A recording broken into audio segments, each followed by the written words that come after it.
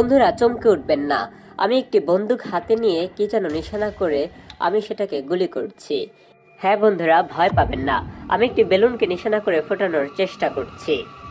আজকের ভিডিওতে এই সম্পর্কে আমি বিস্তারিত আপনাকে জানাবো। বেলুনকে নিশানা করে আমরা বেলুন ফুটাই। বন্ধুরা, বেলুন ফোটানো এই খেলা এখন প্রায় বিলুপ্তর পথে।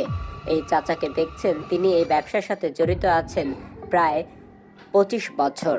বন্ধুরা, যে চাচাকে দেখছেন তিনিও এই পিস্তলের বয়স কত সে সম্পর্কেও তার কোনো ধারণা নেই, কেননা তিনি এটি 25 বছর আগে ক্রয় করেছেন। বন্ধুরা, এই খেলায় ছোট বড় সবারই একটি আগ্রহ রয়েছে, কেননা গুলি হাতে গুলি করতে কার না ভালো লাগে। তবে এই গুলিটি আসলে মানুষ মারার জন্য নয়, এই গুলিটি মূলত তৈরি হয়েছে বেলুনে ফোটানোর জন্য কিংবা পাখি শিকার করার জন্য। এটি এখন আগের মতো পাওয়া যায় না। বন্ধুরা, আমি একটি গুলি কেনার জন্য তাকে বলেছিলাম এটি আমি কোথায় কিনতে পাবো। তিনি বললেন এটি আসলে আপনি আর পাবেন না কোথাও, কেননা আমি একটি পেয়েছি, এটাই আমি বারবার এটাকে ঠিক করে আমি ব্যবহার করছি। এটাই আমার আয় রোজির প্রধান উৎস।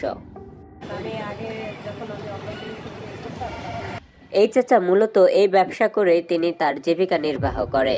তার 2 কন্যা সন্তানকে বিয়ে দিয়েছেন এবং তার ছেলেও বিয়ে করেছে। তিনি এই ব্যবসার টাকা দিয়েও তার ছেলেমেয়েদেরকে লেখাপড়া করিয়েছেন, এটাই তিনি বলেন। বন্ধুরা, আজকের মতো এখানে আমি শেষ করছি। সবাই ভালো থাকবেন, সুস্থ থাকবেন।